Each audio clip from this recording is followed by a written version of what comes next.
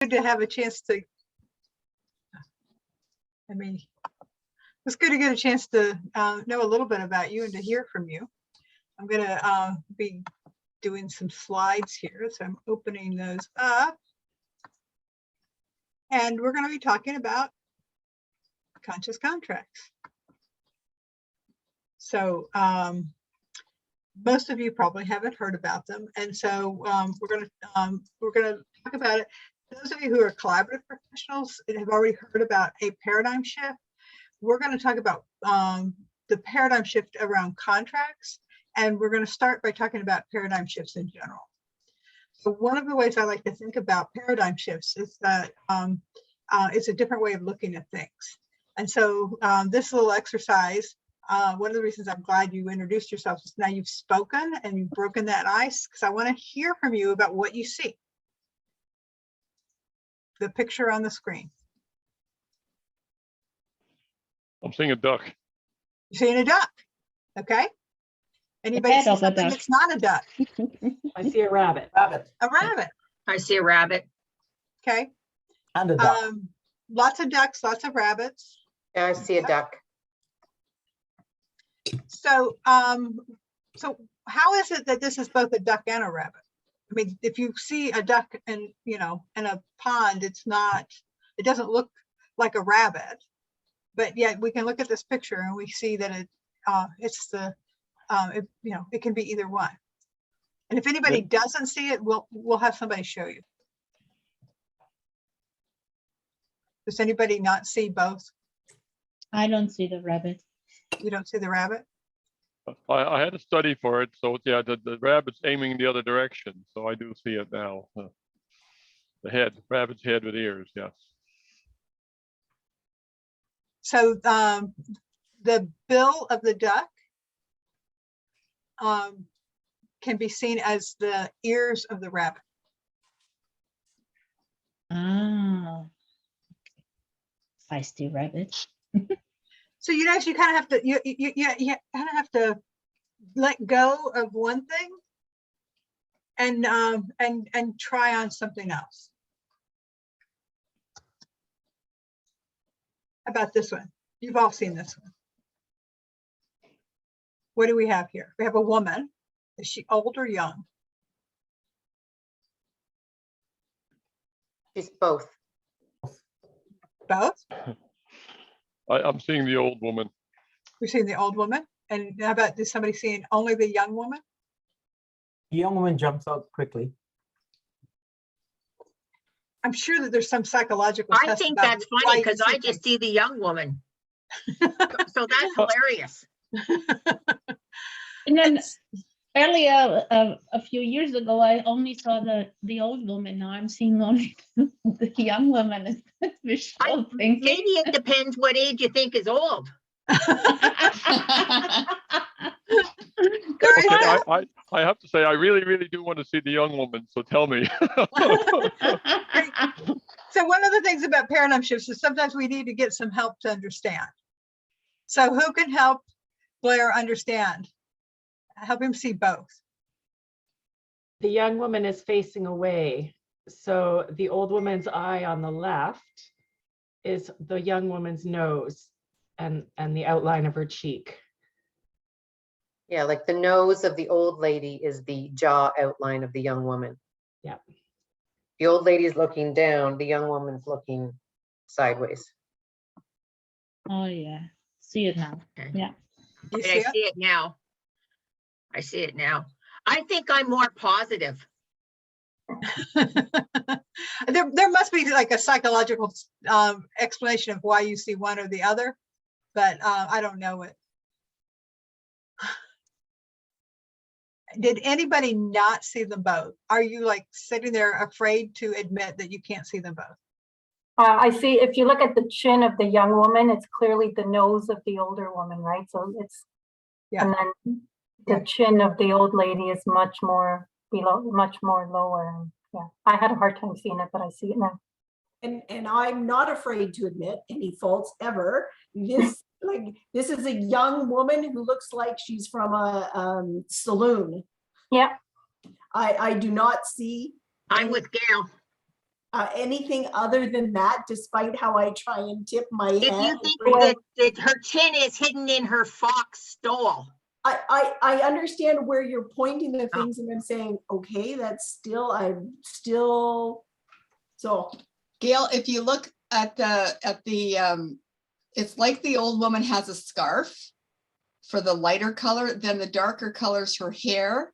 And then there's like one eye sticking out of the hair, and then where the young woman's eyelashes, that's the other eye, and then that's the nose where the chin of the young woman is. And then when you go down where the young woman's wearing like a necklace, that's the mouth of the old woman, her chin's below. Oh, she looks like a witch. Yes. Yeah. Okay,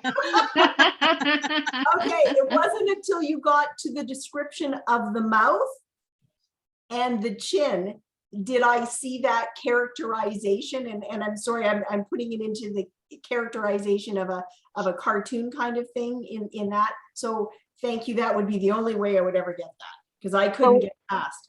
So we no longer have a young lady and an old lady. We have a saloon girl and a witch.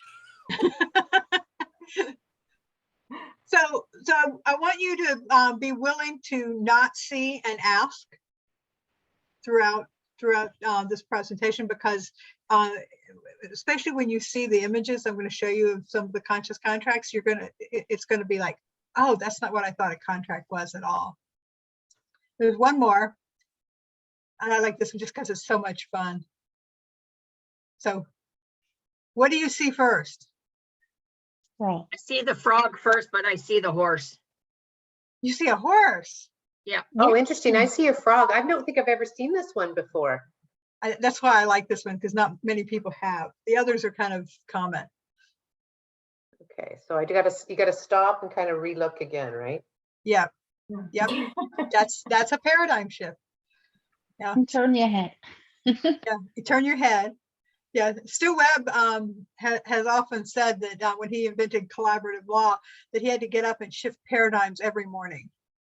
That it wasn't like you could shift the paradigm and just stay there. You have to actually practice. So who doesn't see the horse? We don't want you to.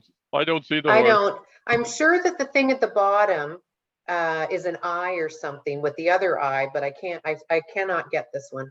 Turn your head. Turn your head. Oh, it's the picture sideways. Oh, got it.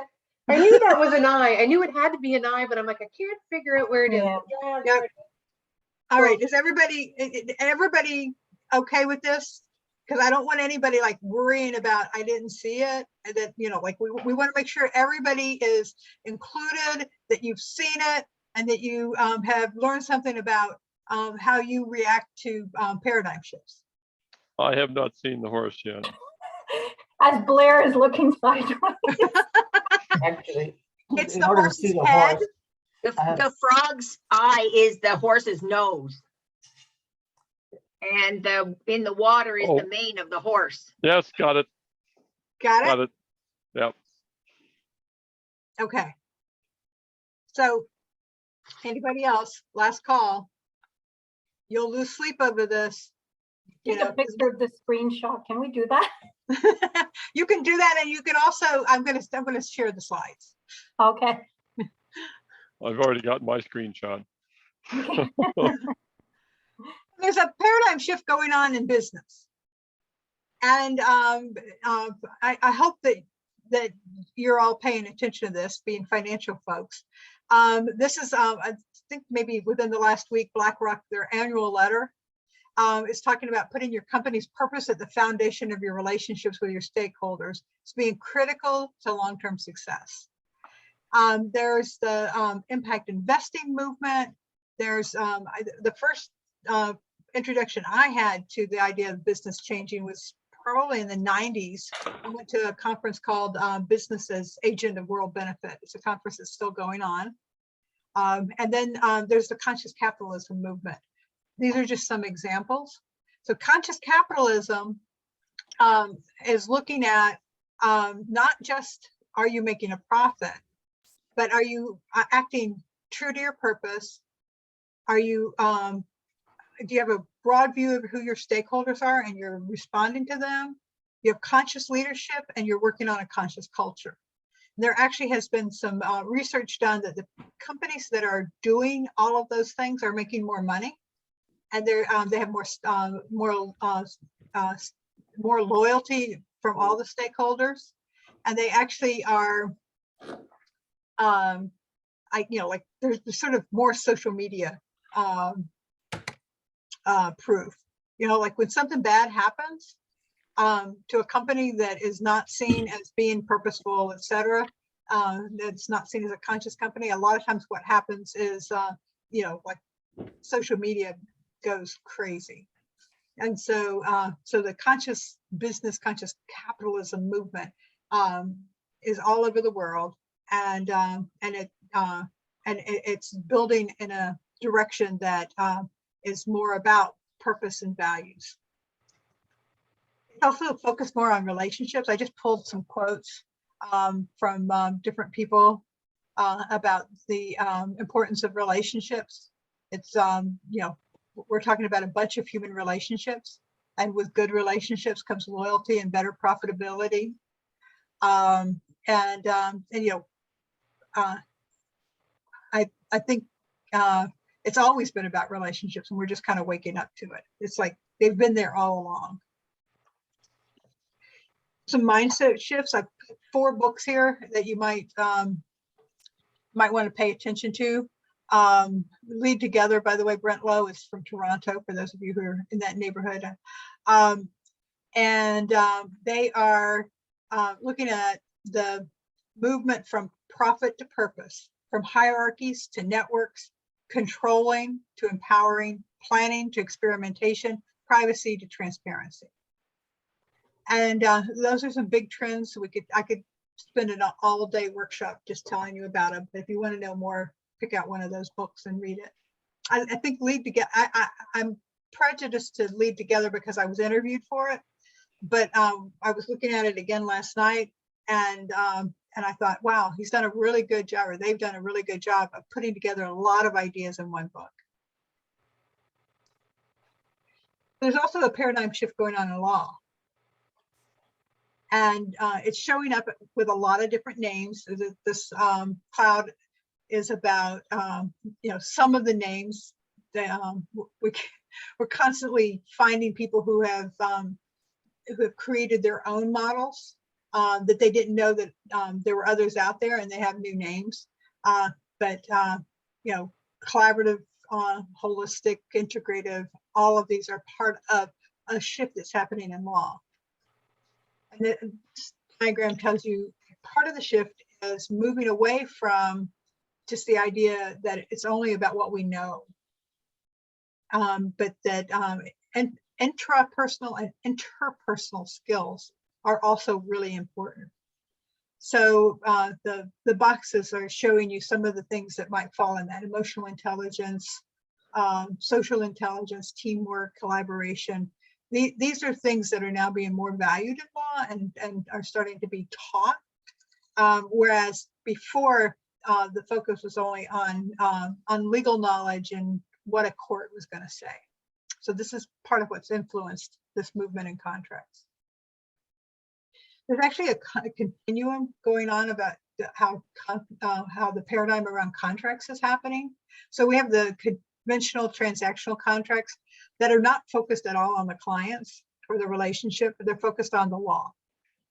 And then on the other end, we have conscious contracts, which are very much focused on the relationship.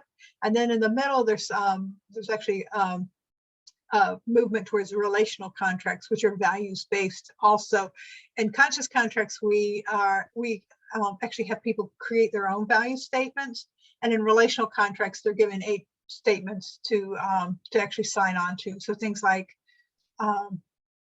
authenticity and transparency and things like that. So there are 8 different values. So again, there's a lot written on all of these different things. I'm just giving you the overview. I'm one of the co-creators of the process, along with Alala Linda, who is the author of Discovery and Agreement, and I've written some other books, and I've been training around the world. For those who didn't read my bio, I I was a lawyer starting in 1989, and I started shifting the paradigm. I was one of the first first lawyers outside of Minnesota to do collaborative law. I met Stu Webb in the mid 90s and brought collaborative law to North Carolina. Although several other people claim that because they were in different parts of the state. And then I also was, I did a lot of restorative justice, and I started working with, I was a small town lawyer, and so I started working with all my clients in this new paradigm way and trying on all of the different ways of practicing. And so these are some of the things that inspired the conscious contracts process. Alala Linda and I met about 12 years ago, and she was also on a path of bringing together a lot of different ideas, including restorative circles and restorative justice into how do we do our contracts. She's a student of Gandhi.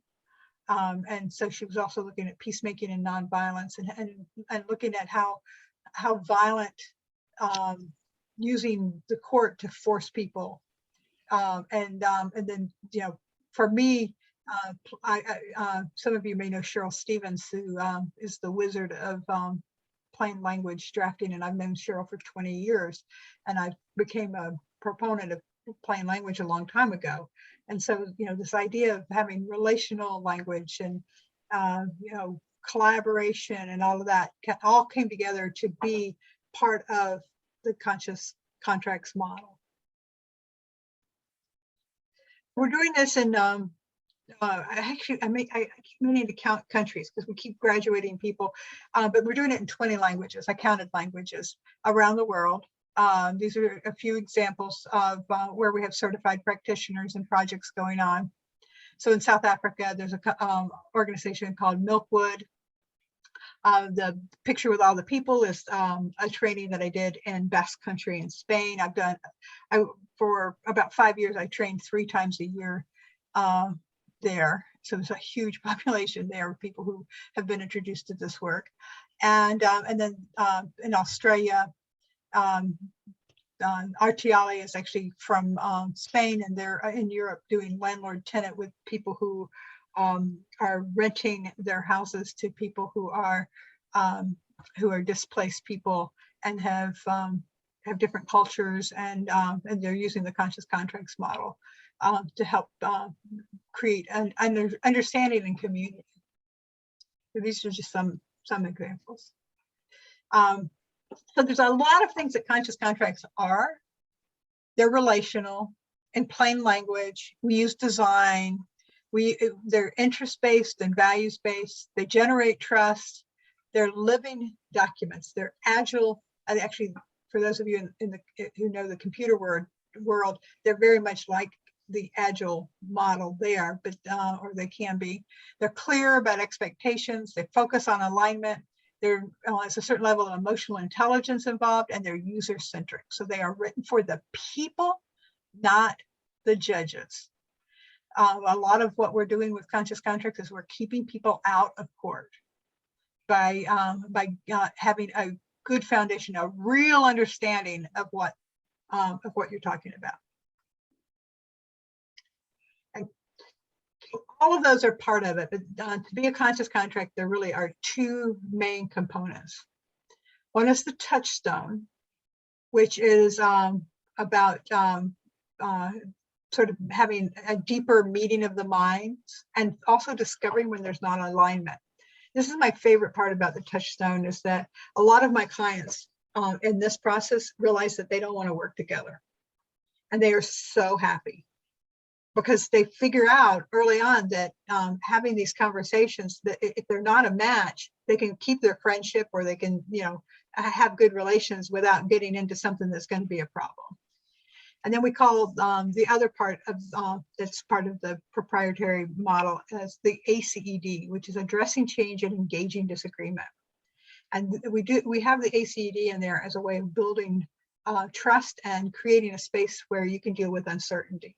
This is where you resolve your conflicts long before they get to the point where you're going to sue someone. So in a conscious contracts process, the first thing we do is we ask people things like, well, who are you? What's important to you? Why did you choose to work with this person? For companies, a lot of them have mission, vision, values, and principles that they've already created. Well, we actually bring those into the contract, and we talk about them and how they fit together or they don't. And then we can also talk about like what do I need to be satisfied with this contract? ACD is aligned with the touchstone. If your touchstone says that you're only about money and efficiency and excellence, then the ACD is going to be different than somebody who says, well, I'm about peace, love, and understanding. Like you're going to actually build the ACD on the basis of your touchstone. So you ask questions like, how do parties with these values approach conflict and deal with change? And then we create a recipe for what to do when you're angry. So we talk about, how does it look when you're angry? How does it look when you're upset? Because some people go away and they don't talk, and the next thing you know, you're in court. Some people are loud and they blow up, and then it's over. Like, let's have that conversation about who you are. What's your style of dealing with conflict? And then you design something that is more aspirational about what, how do you, what is it you want to do with conflict, and how do you take into account what, sort of your default 2-year-old that's having a tantrum, because that's where we go when we're angry a lot of times, and we build it into the contract. And then to go through this is just like with arbitration and mediation clauses and things like that. We agree, or our clients agree, that the preconditions to filing a lawsuit are to go through this process. So you can't file a lawsuit until you've sat down and had a conversation, or whatever it is. I have one client who actually flips a coin. There are 2 of them. They're 50-50 partners. They have efficiency as one of their values. They flip a coin and they move on. Either one of them can veto the coin flip before, not after, before, and upgrade it, but they just want to move on. We bring a lot of creativity and a lot of different processes. So this little circle here that says fun was created in a workshop. We bring in a lot of creativity to help you access that part of you that is more about who you really are, and give people sort of an even playing field. We often do, like there in the bottom, we use this is a workshop with several different businesses that are the CEO and a client are there with a facilitator working together. And so we guide the process. And then if you don't know what constellation work is, then don't worry about it. You don't need to know. But in Brazil, especially, they're doing a lot of constellations with conscious contracts. So whatever your toolbox is, you can bring it in. We have a board game that you can play to build a contract. This is for startups. And then from the client perspective, this is actually one of my clients who has given me permission to share this.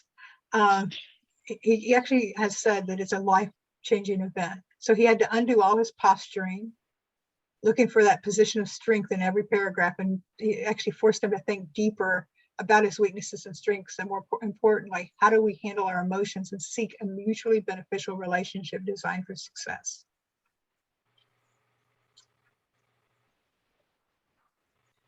So how are these being used? So business partnerships, relationships with investors, landlord-tenant, vendors and service providers, construction, employment contracts, premarital agreements, shared parent agreements, things like your client engagement letter, parenting plans. I said family succession planning. This is golden. I heard somebody say that they're doing this because you actually talk about the things that you have in common, and part of the model the flexibility is you can put in sections for things like strengths and resources and things like that. And so we look at, not, it's not a political power game. It's really looking at what are we trying to accomplish here? What are our values, and who can best fulfill the needs? We got more information, upcoming trainings. In Toronto, the Law Society of Ontario has accredited one of our programs, and then we're doing one specifically for business, from a business perspective, coming up in February. You can find those on the website. And this is an example. So this is a contract. This is not what you probably thought of when I said a contract. You probably thought of something that was 87 pages and had lots and lots of boilerplate. This is a firm agreement. This was created in a course by law students. So,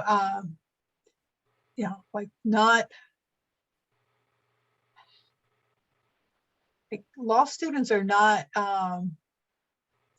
as experienced as people who are professionals already working in the world. And yet I think they've done an amazing job here of identifying, like, who are, as their firm, who are they? What's their vision, their mission, their values? How do they want to address change and conflict? When do they seek outside support? What are their roles, expectations, and commitments?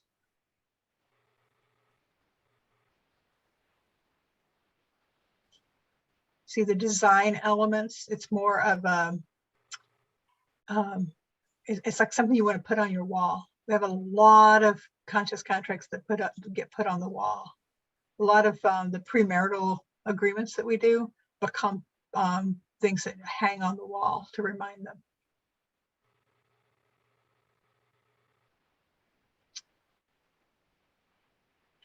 I'm going to give you a chance here to ask some questions.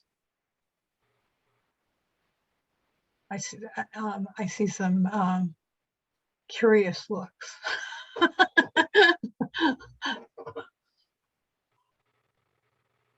I'm trying to read through it. I had to change glasses so I could see it and read it at small. I'm on my laptop. So is this what you think of when you think of a contract? Like this is like looking at the pictures. Like, this is not your expectation. It's not your first glance at a. So how would something like this, and I'm going to go to the space most of us work in, either in marriage contracts or separation agreements, and more likely separation agreements. In a contract, let's say there's a dispute or something else, and this kind of document ends up in front of lawyers who are not trained in conscious contracts and or judges or sort of people of authority or people of expertise, but not in this. How are they received in that way? So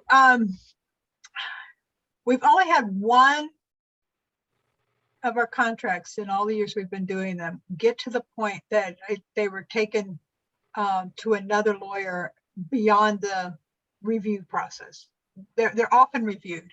I've had some really fun conversations with lawyers who want to find ways to attack it. Mm-hmm. They say, well, you can't possibly enforce purpose. I was like, well, we're not writing it for the judge. We're writing it for the people. And the people need to be reminded when they're upset. They need to be reminded why they came together in the first place. and so the document itself becomes a mediation instrument where they're reminded. The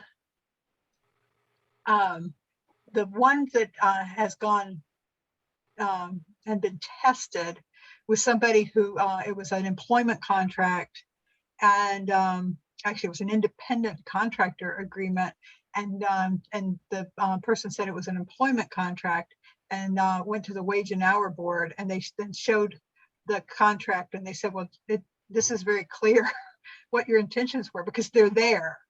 You know, lawyers talk about parole evidence. You can't bring in anything that's not in the agreement. You actually put that in your agreement. Why are you here? And so, so there's that. There's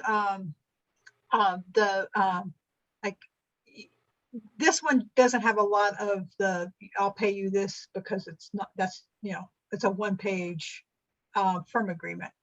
But there are, you know, like, you have the terms that, you know, I'll pay you this and you pay me that, or whatever, that go into the conscious contracts, just like any other contract. But before you can take it to a judge to enforce, you have to have the conversation. And so it's really important to have a good conversation in the beginning that says, how are you going to handle these things? And how do you know yourself to be? Are you one of those people who just shuts down and goes away and stews? Well, we need to build in a solution for how we're going to deal with that, so that there, you know, it never goes to court. I've been rewriting contracts for a while now, and the experience I have is when people go to another lawyer, they'll say, well, this is weird, but I get a call from the lawyer because they're interested. You know, like this is not a contract that is made, you know, to be a template. You know, it's I began doing this work in family law. I moved into business because I had so many entrepreneurs as clients that they wanted me to move into their, you know, take this into their business. But I started it like as parenting agreements. Like, how, you know, how do you want to do this? How do you know, how do you want to raise your children? What are your values as parents? Where do you agree? Where do you disagree? You know, they couldn't get out of it.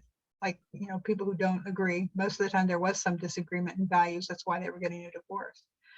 But they, it shifts the whole conversation. Like you tell on yourself. Like, there's a lot of vulnerability in this. Like, if you know, if somebody knows that the way to tell that I'm upset with you is that I'll stop talking to you, because that's, you know, that's my MO. It's like, I think, oh, I don't know what to say. I'm upset. I'm just going to go away. And then it gets harder and harder to go back and have that conversation. So I just become distant. But in my contracts, I give people permission to say, hey, Kim, you've been quiet. Are you angry? Or are you just busy? And I've made an agreement to tell the truth about the answer to that question, to have the conversation. Is that, that was kind of a scattergun approach to answering your question. Yeah, I'm just looking at this, and I'm making an assumption here, which I want to clarify. In a separation agreement, I'm assuming the parties sign and witness and date their conscious contract. Okay. Yeah, absolutely. And so I see the value of this, especially aligned with the way of doing mediation, inside mediation, collaborative, team collaborative, all of that. I'm just thinking about the rest of the world. You now take this conscious contract along with your tax return and you go to a mortgage broker, and because they ask for those kinds of documents, and somebody unfamiliar with this says, what the heck is this? One of the ways I handle things like bankers and things like that is I create a memorandum that has what they need in it. Okay. Because this really isn't about the outside world. This is about the people. Yeah. So, you know, just, and I don't know about in Canada, but here that it's pretty common. You can, you know, like my mother has a family trust, and we created a memorandum because they don't need to know. I mean, they don't need to know how we're going to resolve conflict. But does that memorandum, is that almost like another contract then, that it's signed and witnessed, or it's just a memo type of a thing explaining what the contract is? It depends on what the who you're sending it to. Some of them do require the memorandum, but what it does is it incorporates by reference all of the others and all the other terms, but gives them only what they need to know and why they want it. I guess, yeah, that's sort of what Gail was saying. I mean, a banker is looking for the standard formal, Yeah. thing, and they'll just not know which way to go if they see Yeah. this. So when I look at this and what I've read with your example, it would be interesting to see a separation agreement, but I found, so I've been kicking around this industry for a very, very long time. And so many times I've said to a lawyer, okay, well, here's what I would say as a common folk on the street in plain language. So now you go away and you put it in all your legal terms so to make it legal. And what I'm seeing is you coming back to what I was saying, as we just want to say, if we don't get along, let's go to talk to somebody to work it out, as opposed to the arbitration standard wording, which nobody can understand. Right. I've been a lawyer since 1989, and people hand me contracts all the time that I have no idea what they say. I teach contracts at a law school. I don't know what this says. Yep. And so, yeah, it's like, how could the clients possibly know what to do? How could they get any guidance from a contract if I don't know what it says? So we're going back. We're going to plain language, and we're going to relational language. And this one doesn't have so much of that, but I have a mortgage that I wrote for my mom. She holds the mortgage on my grandson's property, and it says it calls her nanny because that's what he calls her. It's like also known as nanny. because and Nanny will do this and Justin will do that, because that's how they know each other. And they will never go to court. I mean, because of their relationship, but they needed to have this agreement in place so that they understood their obligations to each other. And so, like you might not go that far, but in the case like my nephew doesn't have any idea of anything. He was so confused when he was trying to read one of the forms that he now knows what he's supposed to do, and he's been doing. I was like, that's what we really want with contracts, right? We want a relationship that gets something done. Now let's make that easy.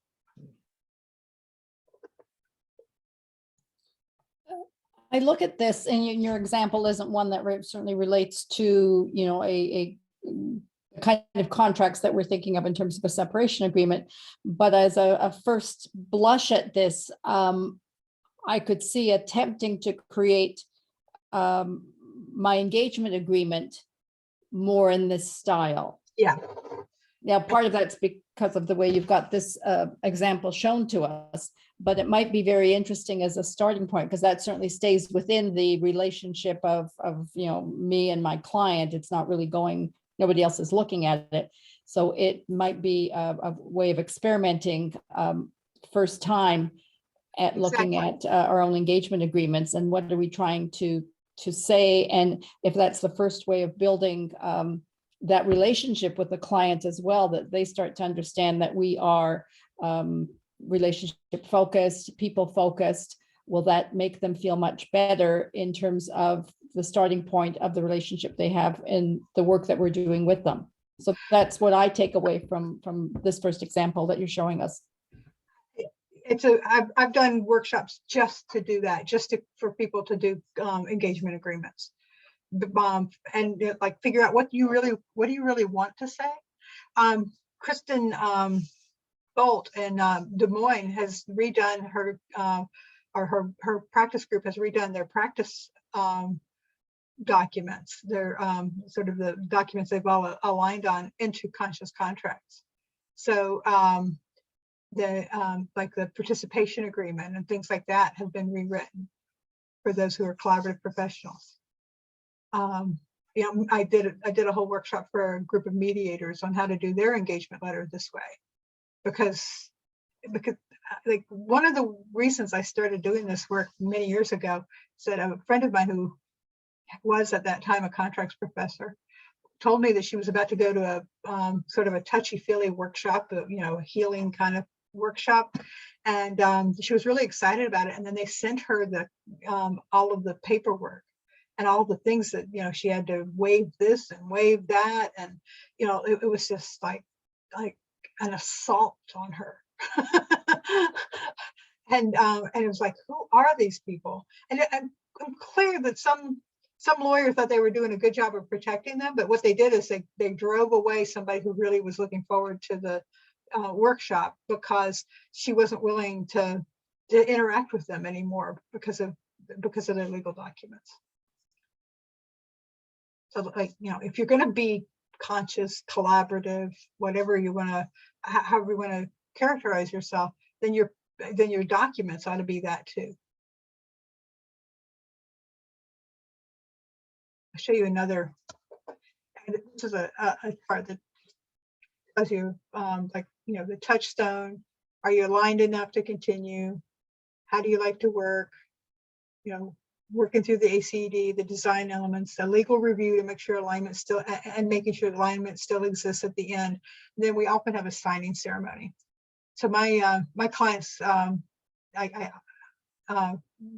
not practicing anymore because I'm doing a lot of other things full time. But like I used to, with my divorces, I would have a signing ceremony, and people would bring champagne, and they would go out to lunch afterwards. I litigated in the beginning, and that's not how it ended then. I mean, I had people who threatened my life at the end of lawsuits. And so, you know, actually being able to do this work because you're in alignment is pretty priceless. This is, whoops. Yeah, here we go. This is a contract that another set of students did. This is an actual company. We have their permission to share this. Full-bodied sound in New York. And just to give you an idea, that the colors are their web colors. I don't particularly love it, but they're their colors. But they've just done such a good job of making it very personal to them. So they're touchstone pictures of them, their mission. They created something that's not part of the model, but worked for them, reminders of things that they wanted to be reminded of if they had a conflict with each other. And they created their ACED is actually, they call it a candle conversation. I love this part about the levels. Like, you know, like they say, we need to have a candle conversation, and it's a level 1, urgent, urgent, urgent, or at level 5, it can wait. So they have a way of communicating with each other, and then they have a process of checking in and reflecting and making space and listening and mirroring. So they've built in their own system for having the conversations. I mean, think about doing that, something like that for parents, those of you who are mediators especially. Kim, and when we get the handout, this will be part of it? Yeah. Oh, yeah. Thanks. They did a great job here. Yeah. Yeah, these are law students. It's kind of a, let me stop to share. So how weird is this? Like, that's why we had the paradigm shift conversation, you know, like it's very weird in a good way. I'm good. I'm glad you like it. I think this makes a whole lot of sense. I'm still struggling to get other people to accept the paradigm shift. So, you know, an agreement is put together, and you know, maybe the parties go off to get their independent legal advice to 2 straight-laced lawyers who now say, well, what you're saying makes sense. Do you want me to write up the legal agreement? You know,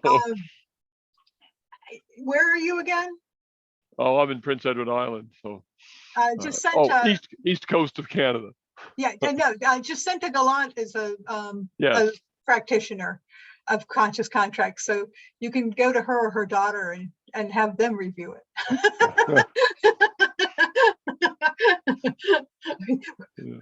We are everywhere.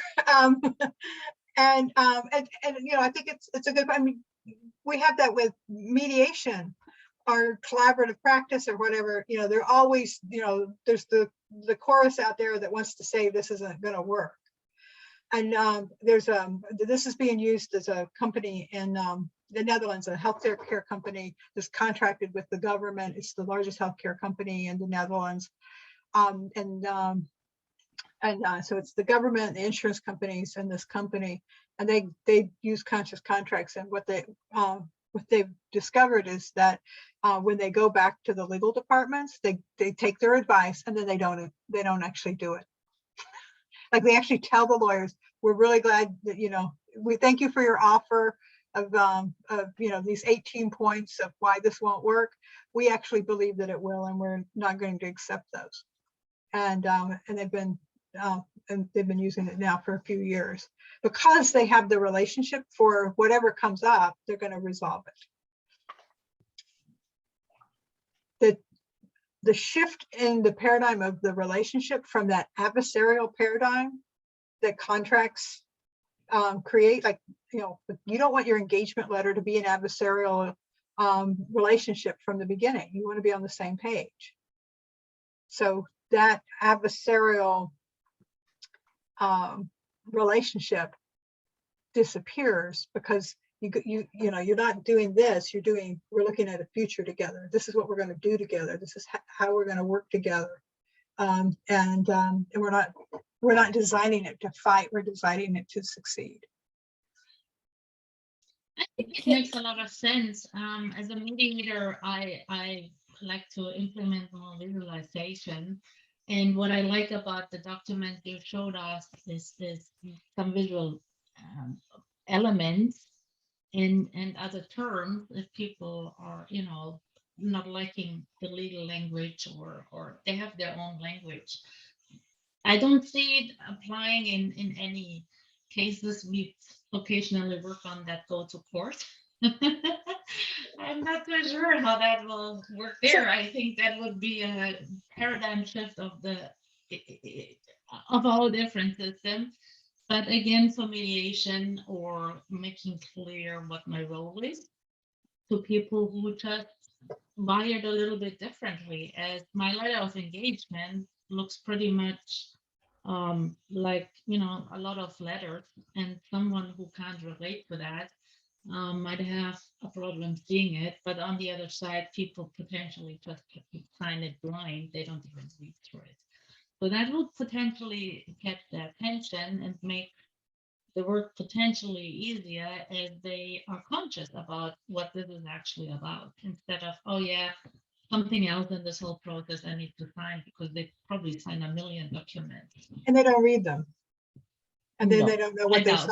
Yeah, they don't know. I mean, something like 90% of contracts are never read. These contracts are actually read because they know what they say. And so it makes them more powerful.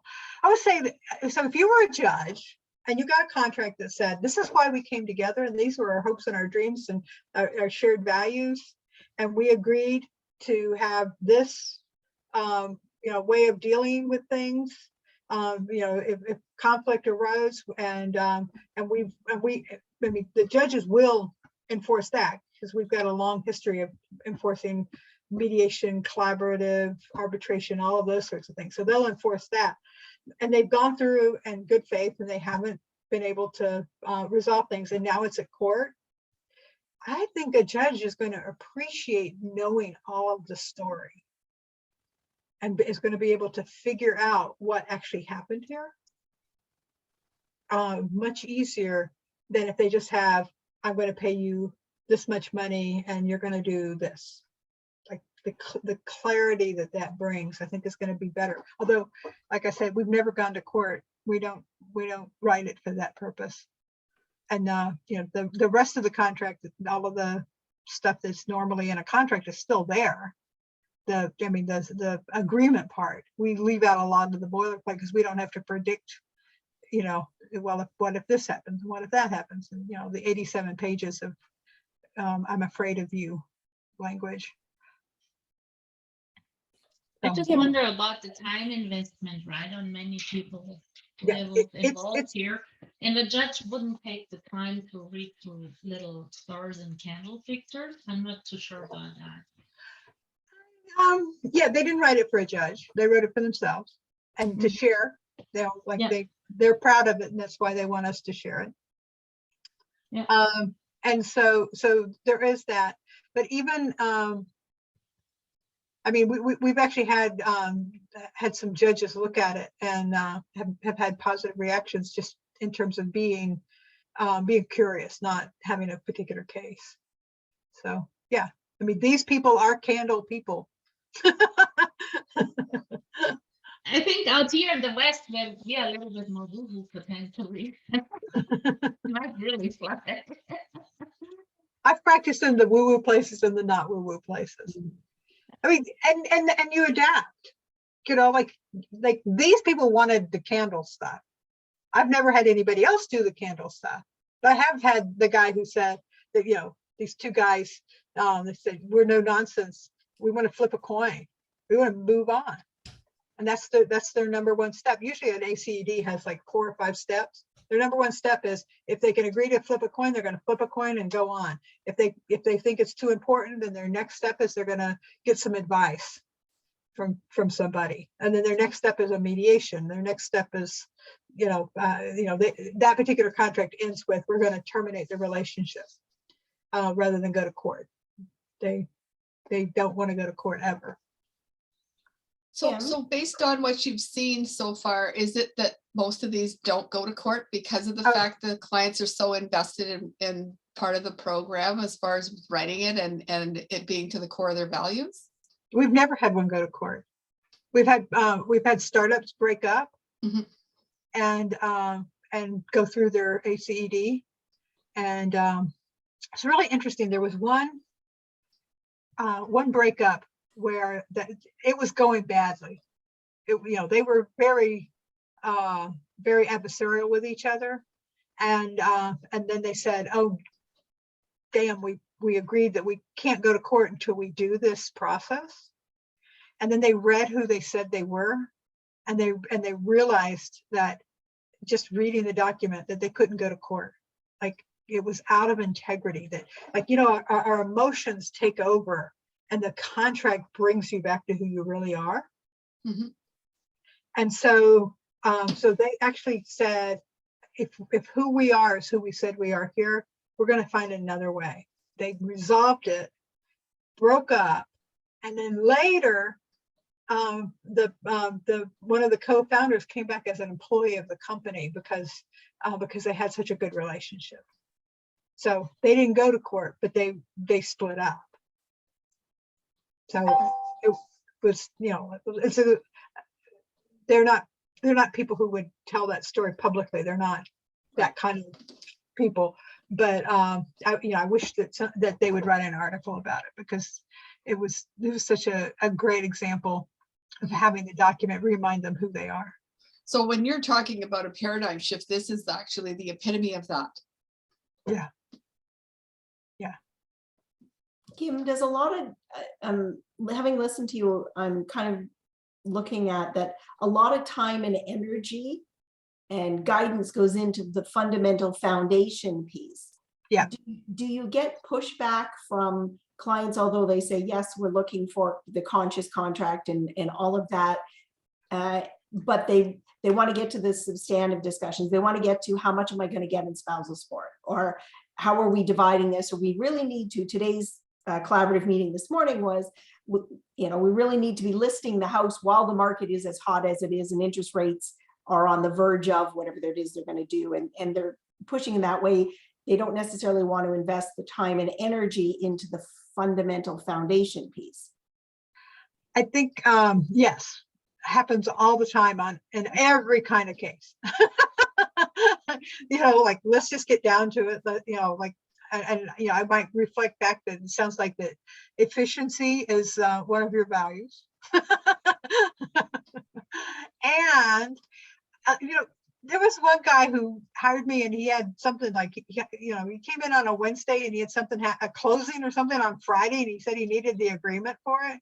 I just told him, no, it can't be done in that amount of time. And so he made other arrangements and then continued the process. I finally passed him on to somebody else. He was in the process for 9 months because he was one of those people who really wanted to go deep and, you know, and look at everything. Like, you know, probably the longest process I've ever seen. I mean, I left the country in the middle of his contract and turned it over to somebody else, and he, you know, was still going. And but it was, you know, like efficiency really wasn't what he was looking for. He was looking to build, you know, sort of, I think about permaculture, like, you know, double digging, really a deep relationship with somebody. He just thought that he needed that speed for something, but, you know, like you said, the market or whatever. I mean, they're, you know, every circumstance is different. But the, you know, we can do it in a day, but we might want to take a whole day. You know, I've got workbooks, and I mean, in the training, we always have workbooks and things like that to where we, you know, experience what they go through. So, you know, these are exercises to discover your values. These are exercises to discover your purpose. And so, you know, they can do the workbook. What I found is a lot of times I assign the workbook and I say, as soon as you're ready, come back. And they realize that they really want to spend the time and figure out a way. And it's an investment. It's an investment. And you know, like it's not for a one-off kind of contract. This is for, you know, people who have long-term reasons to be in touch. You know, shared kids, shared assets, shared communities, you know, some, you know, like if it's a long-term relationship that matters, that the relationship matters, then this is a good model.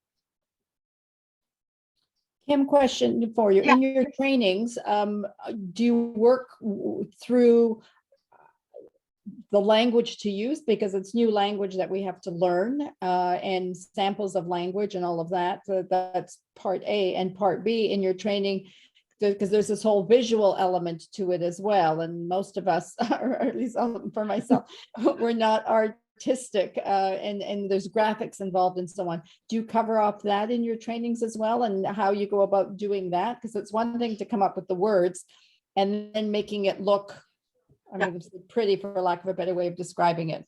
So those two things I think would be challenging for certainly for me. So the law students have 14 weeks, and they meet twice a week. So what you're seeing is from them. And so we don't do that for basic training. like our basic training is 12 hours.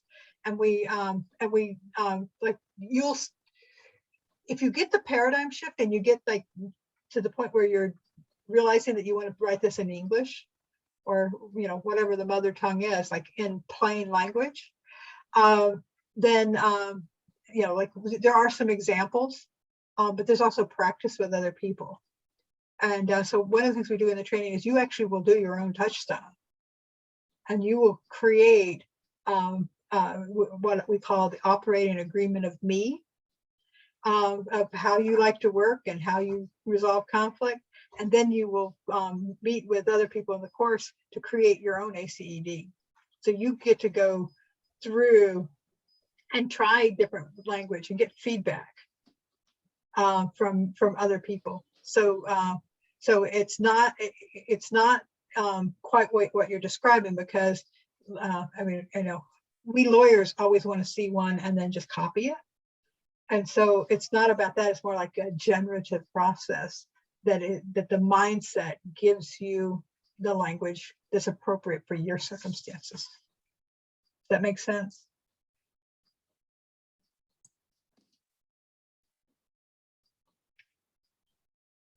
Any other questions?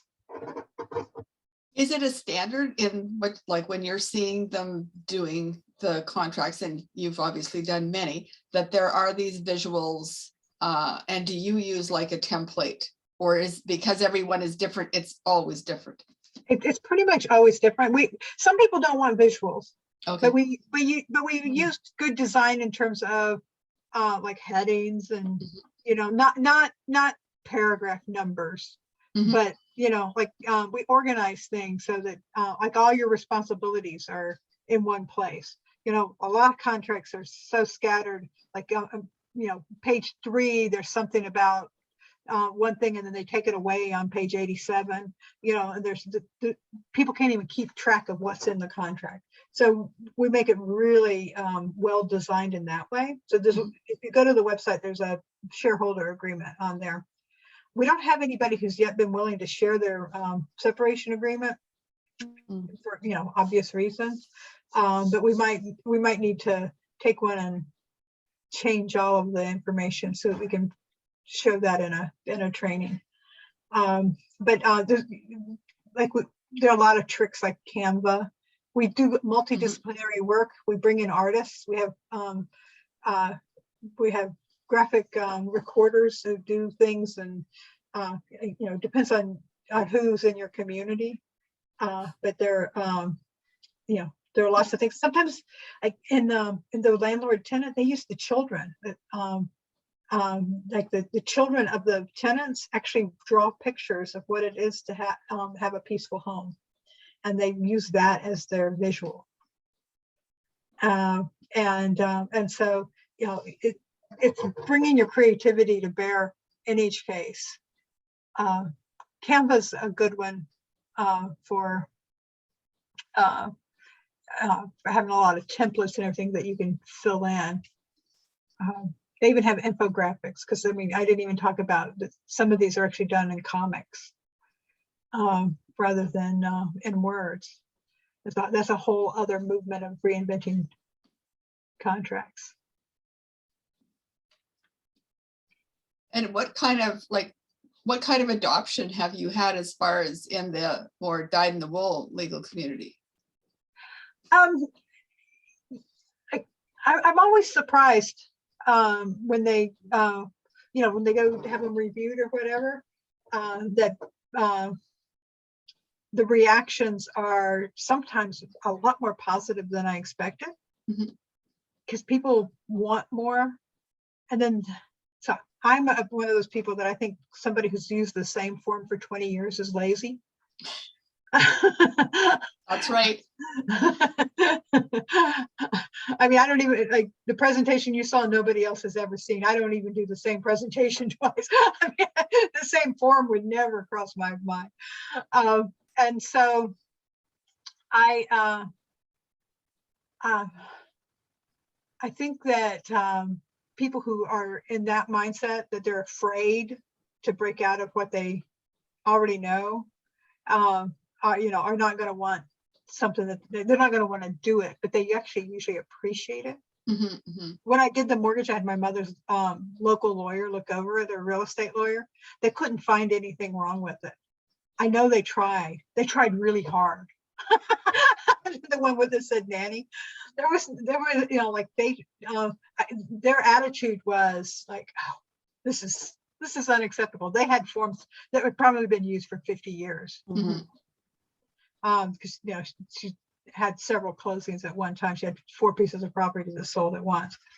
And even they, you know, like the forms were like so unintelligible that I, you know, it's like I wanted my mom and my nephew to have, you know, to have an understanding of what they were doing together.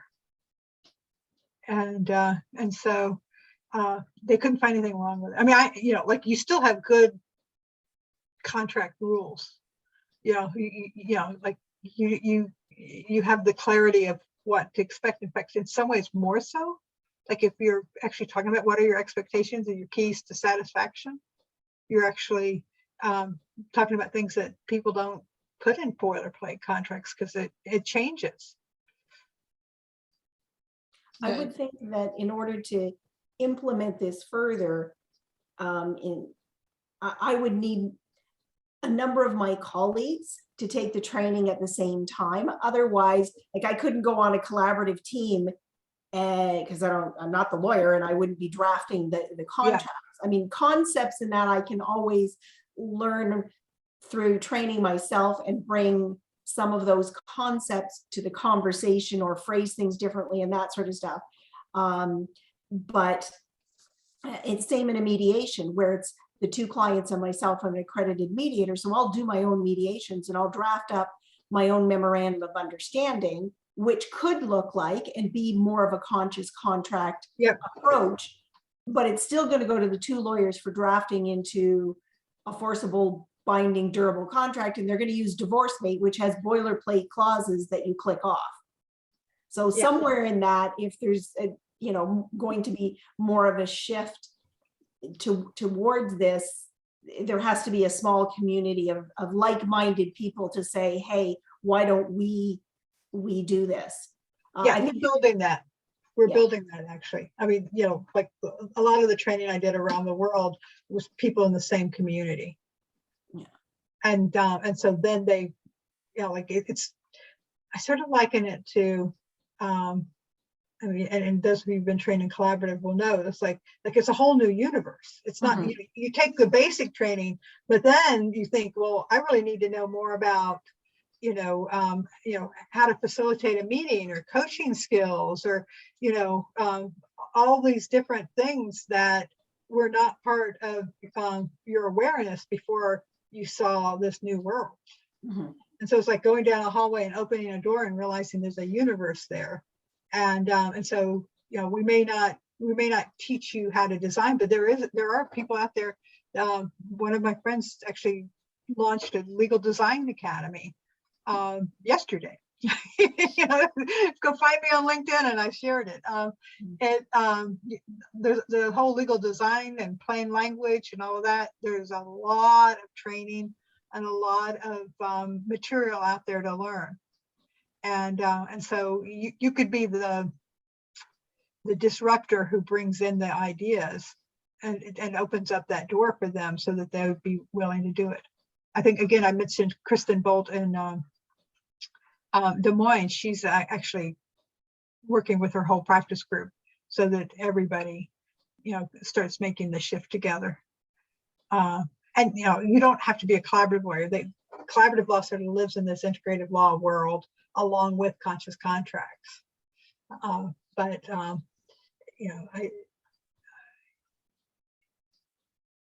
Any kind of contract, I mean, like I can't imagine a judge's order, but as soon as I said that, we had a judge in my community who had, we called it Judge Allen's list. And he had a list of, you won't speak poorly of each other in front of the child or whatever. There were 101 different rules that he said that he wanted incorporated in every one of his orders. And it was an attachment. And so they were things, how do you enforce not speaking badly about somebody? But it was about the spirit of it. So, I think that an order could actually include this kind of language. Maybe we need to go train all the judges to write orders like this. I mean, more healing. Well, obviously, at the end of the day, it's really about the clients. So if any change that we can affect that makes their lives better, I think is the key, right? Well, and your clients don't want to go to court. I mean, they may be angry, but like one of the things I learned early on is I asked my clients, where do you want to be in 5 years? Do you still want to be angry? And most of them said no. Almost all of them said no. In fact, if they were my clients, they pretty much all said no because they didn't stay my client if they just wanted to be ugly all the time. And so where do you want to be in 5 years? And how do we get there? And what are the steps along the way and the decisions we need to make and the places where you need to figure out how to deal with your emotions in a way that's not destructive? And, there's not much more destructive than going to court. Yeah, that's for sure. Does anybody have any other questions? I appreciate your attention and your questions, and, like, good questions let me know that you're really grappling with it. And so I appreciate that. Oh, well, thank you very much. And hopefully everybody explores this avenue for, as in our own engagement letters. And as Gail said, maybe in things that you're doing, if you're drafting mediation and that, who knows, maybe if we throw this in the face of the lawyers a little bit, or nudge it in the face of the lawyers, we can make something happen, right? Yeah, well, and I am doing that course for the Law Society in next month. It's 2 Fridays, I think the 18th and 25th of February. So it's a good place to send. That was specifically for family practitioners. And then the one I'm doing the 25th of February is for business professionals. Yeah, great. I mean, who knows what'll happen. Yeah, Yes, thank Kim, you. our practice group is having the first meeting that it's had in probably almost 2 years on Thursday. And can I use your graphics of what do you see, the frog or the horse and that sort of stuff, and just to introduce that this is available. Check out the Law Society credits and that sort of stuff, because it's going to be mainly lawyers, just as saying, hey, I've recently taken a webinar on this, so I just want to make sure it's okay to use that. Yeah. Okay. Yeah. I think that'll add some fun and some interest. That would be great. Let me know if I can do anything to help. Yeah, awesome. Well, thank you so much. You've given us super lots to think about, and hopefully touched all our practices in a different way too. Thanks for inviting me, Linda. Oh, you're welcome. Bye, everybody. Thank you, Kim. Bye-bye. Thanks. Bye, everybody.